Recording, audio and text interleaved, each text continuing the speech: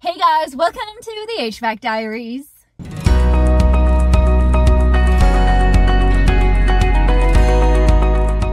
This episode of the HVAC Diaries is brought to you by New Calgon. How are you guys this week? Did you have a good week? Are things kind of like winding down for you guys as well? I hate this time of year when it's like the anticipation of the end of summer. I want summer to last forever. If I could just live in like perpetual summer, I would like that. Thank you very much. But anyway, I guess I should enjoy this like quieter time of the year where things can just be a little bit more calm. A couple of stories left over from last week's vlog. Those two really strange stories. So the first one is that 3-phase unit on the single-phase building. Well, you guys, my imagination went a little crazy last week. It's funny when you don't know the full story, your brain just starts to make up its own story and it can get a little wild. Anyway, the story from last week's vlog is not that exciting. So we met the owner of the building on site and he kind of gave us a little rundown of exactly what happened there. It's a bit of a complicated story, but also not a very exciting one.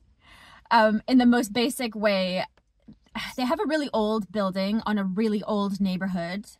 The utility company is eventually going to upgrade that neighborhood. And I think that involves demolishing the building in 3 to 5 years' time. Also, back in the day, that building was like separated into a bunch of different tenants. And each of those tenants had their own like utility meter. And so half of the building had 3-phase power and half of it only had single phase.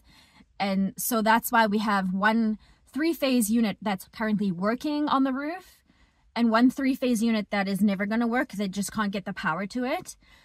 Anyway, it's not exciting as I like made it out to be. Basically, we're just going to take off the 3-phase unit. They're going to put it on a warehouse in another part of the city. So they're still going to be able to use it. It's not just like dead weight. And then we're going to hopefully put on a single-phase unit, hook it all up, and then they'll have air conditioning, heating and cooling. But yeah, last week, my imagination went a little bit. And then the second story from last week was that condo unit that only ran for a couple of minutes after somebody replaced a compressor in it. So we were concerned about what was going on there. And also we were a little bit concerned about the company that sort of contracted us out. We basically, like, to be honest with you guys, we basically made them prepay for the service that we were going to do for them, the repair, because we just weren't quite sure about them. Anyway, so they were like, no problem. Thank you so much for helping us out. And this is what we found, you guys. One of those things we suspected last week, remember there were 3 things we suspected there. It was either the wrong refrigerant, an overcharge, or they didn't vacuum the system, so they had non-condensables in the system. And guess what it was? It was the overcharge. The 3 of us got really cozy for a few hours in this really small, damp, warm bathroom. Fun times. Here we're just recovering the refrigerant, but I wanted to show you what a ridiculous design this is. The system takes 53 ounces of R410A refrigerant. We pulled out 104 ounces. Like double.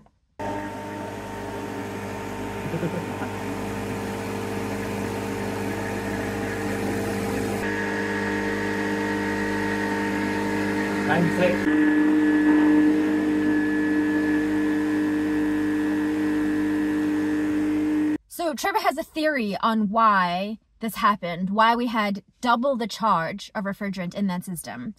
Basically, these water source heat pump units are inserviceable. Like, you cannot access the service ports if they have them. I had a lot of people reach out to me on Instagram saying, you're lucky they had service ports. Usually they don't. So whoever replaced the compressor, maybe they added them, maybe they had them before, I don't know. Anyway, we had service ports. But in order to put your gauges on them, you basically have to pull the whole machine out of the chassis, out of the chamber. But the blower stays behind. So if you happen to run the system with your gauges on, it has to be out of the chamber, and then the blower doesn't reach the coil. So when you're running the system, what likely happened was they had very low suction pressure there because there was no airflow over that coil because you've pulled the thing out.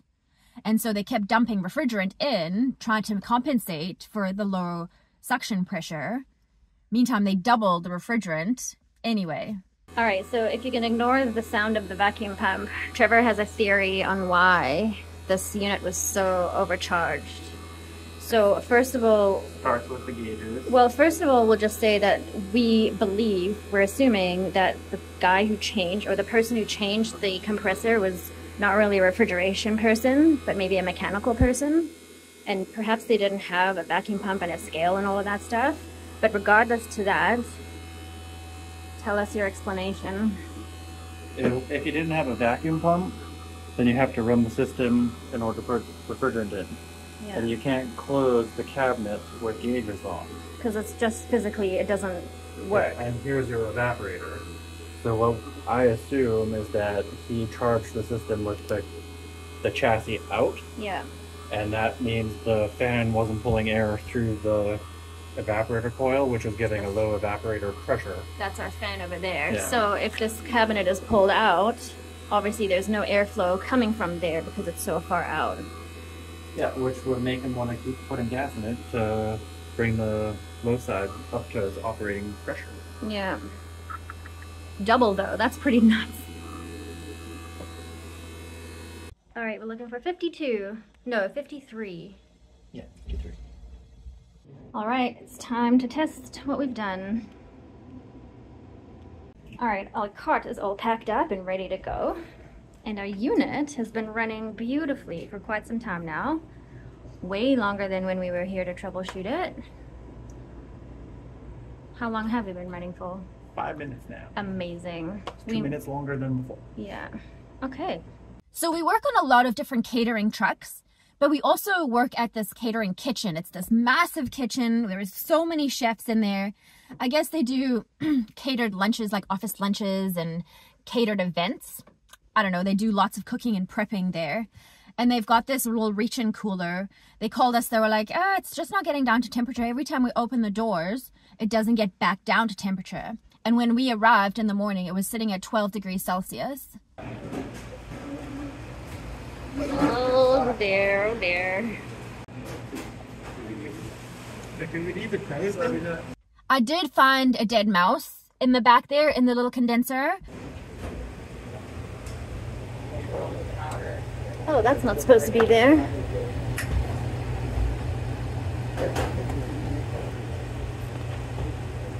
But that wasn't our problem, although it was really gross because it was so stuck to the bottom of the condenser. I had to literally like peel it off the bottom. Oh, so gross.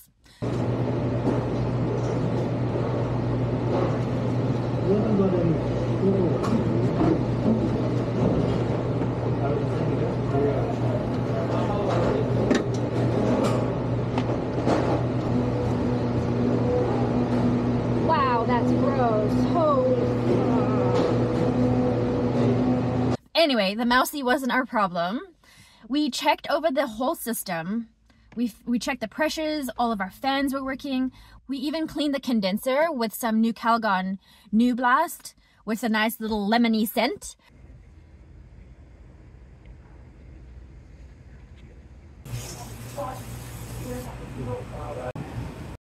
Just to break down some of that gunk on the condenser coil.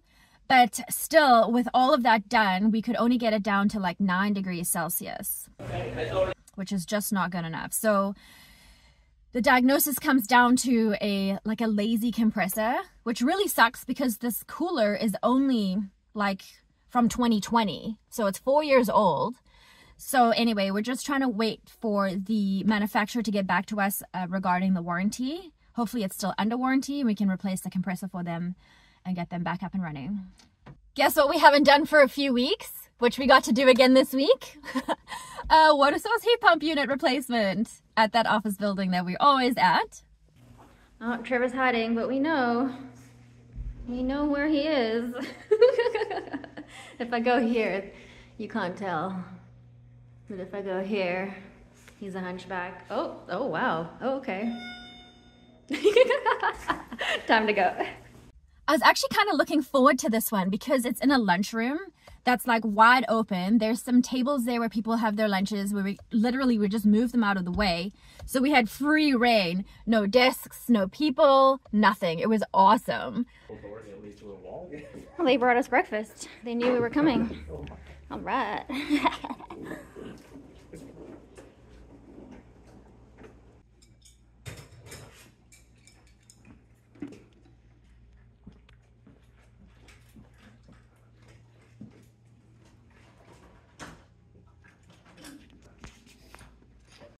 But then we got into the ceiling space and it was still such a struggle because all of the stuff that's up there, all the mechanical stuff, there's just so many water lines and seismic cables and lights and fire suppression systems, and it's just, it's always so difficult to work up there.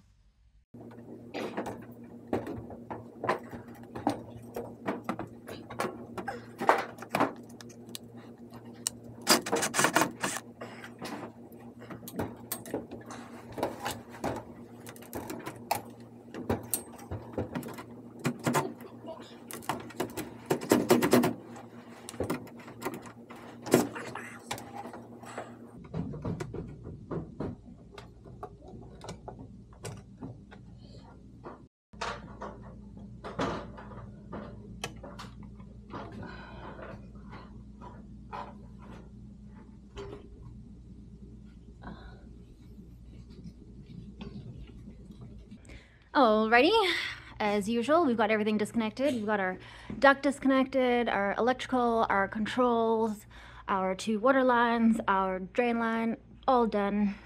I'm gonna stand up the platform, drop this baby, lift that guy. You know the drill. You know the drill by now.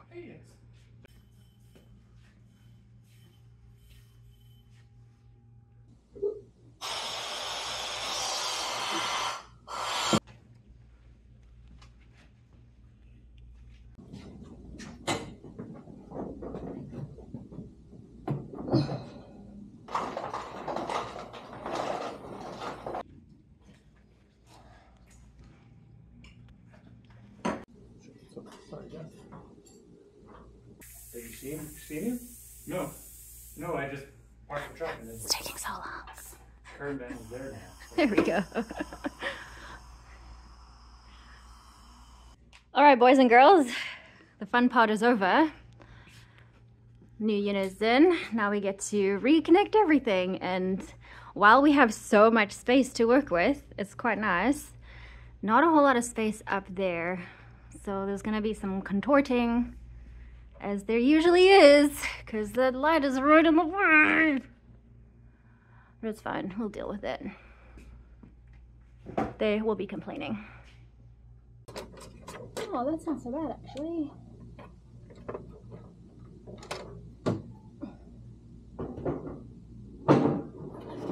This way.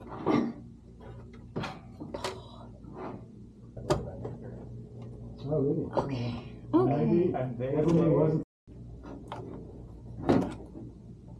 Oh, that one actually worked the first time. Amazing. All right.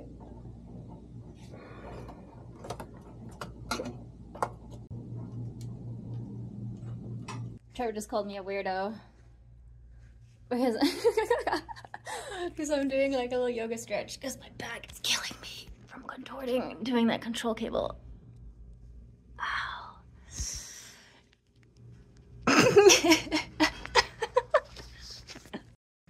Okay, you ready? Okay. Oh, always go the wrong way. Nope, always go the wrong way. Okay.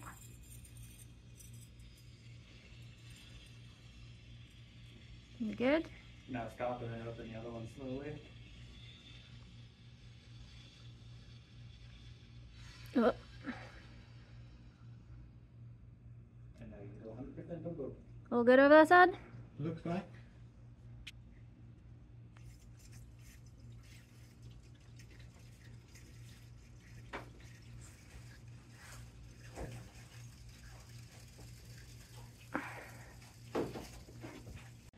Alrighty, Roo.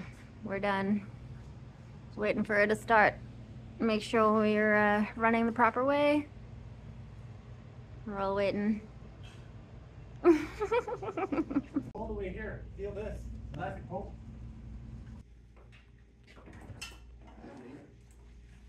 We did a quick little job at a hostel in downtown Vancouver.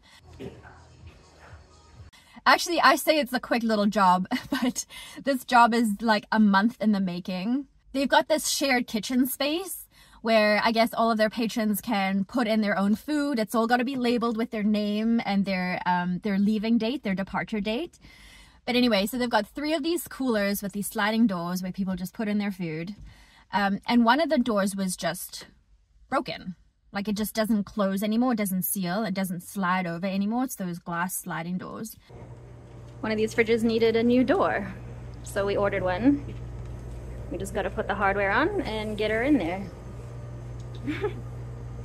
So they asked us to get a new door. And so I went on Pottstown and I got it from there, which is actually really cool. I can pretty much order anything that I need from Pottstown. But anyway, that's not what this is about. So I had this door delivered to them directly because it was such a big, strange dimension. I didn't want to have it delivered to our office and then have to get it to downtown Vancouver. So I had it delivered directly there. But you guys, UPS took forever. They kept redirecting this package for some reason.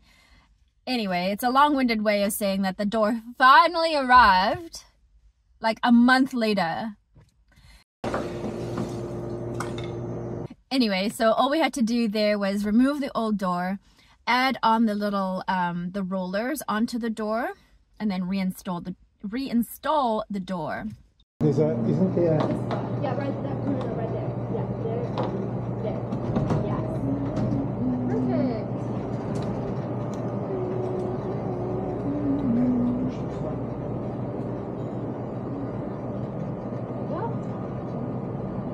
Oh, there is no spring. There's no spring for this. What we didn't realize though is that the springs on the door were broken. In fact, the door that we replaced, the spring was missing completely. So I have to go back and order some springs now as well. Because the springs are quite necessary. They hold the door in place. So when you slide the door open and you let it go, it automatically slides closed. Our door right now, when you slide it open, it just kind of hangs out there and you got to physically push it closed. And the people at the hostel, they're pretty careless. I mean, they don't really care about their stuff. So yeah, we'll order those springs up and get those on there too. Our last job of the week was a super simple one. It's actually a residential job, which we don't typically do. However, the liquor store that we replaced that big system at and all of the other liquor stores that we work at, the owner of that called us up and he was like, hey, my cousin is doing a house renovation. His AC stopped working. Can you go check it out? You guys are the best. Can you go check it out? So of course we can. Of course we can. So we went there. The guy's house is pretty much under renovation. Yeah, he's doing a lot of stuff there. All right.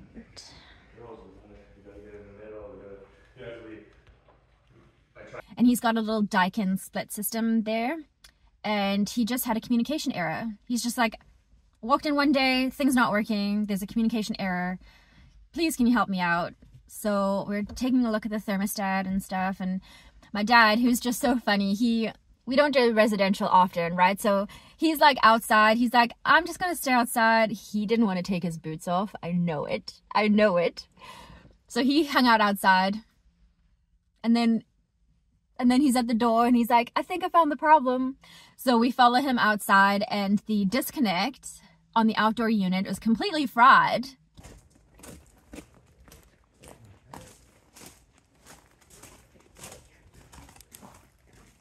Huh.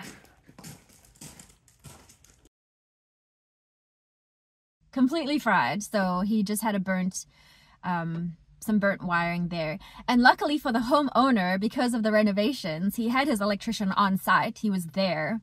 So he was just like, hey, can you add this to your little work order? Get this fixed, please. While we were back there, we also noticed this nice fuzzy blanket on his condenser. So I brushed that off really basically with my little brush without really taking off that grill. It's a lot better like this. During the week, we also did a site visit to this big wire place. They needed 2 rooftop units replaced, but Dad basically did the site visit himself because that's just the way it worked out. So Trevor and I were waiting for him in the car, and he did the site visit. Alright guys, that's all the adventures I have for you this week on the HVAC Diaries HVAC vlog. Next week, a couple weeks from now, I'll be heading to Toronto for the Modern Hydronics Summit, which is my 3rd appearance at that event. We always do this big boiler build outside. It's like this big event where they've got a bunch of influencers and we build a board together, and it's a whole big thing, and it's so exciting, especially seeing all of my Instagram friends. And yeah, should be good. September 12th in Toronto. Alright guys, well that's all I have for you this week. Thank you so much for joining me on this episode. Hope to see you guys next week. Bye! Bye!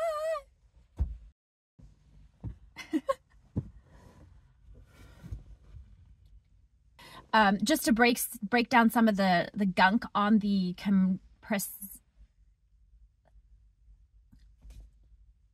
They've got this shared kitchen space in the bottom of... It's in the bottom? It's in the basement? I don't know. I don't know where it is. It's just there. Okay.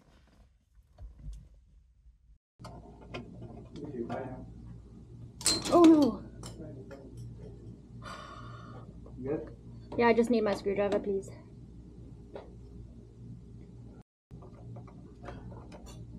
Oh, really? Come on.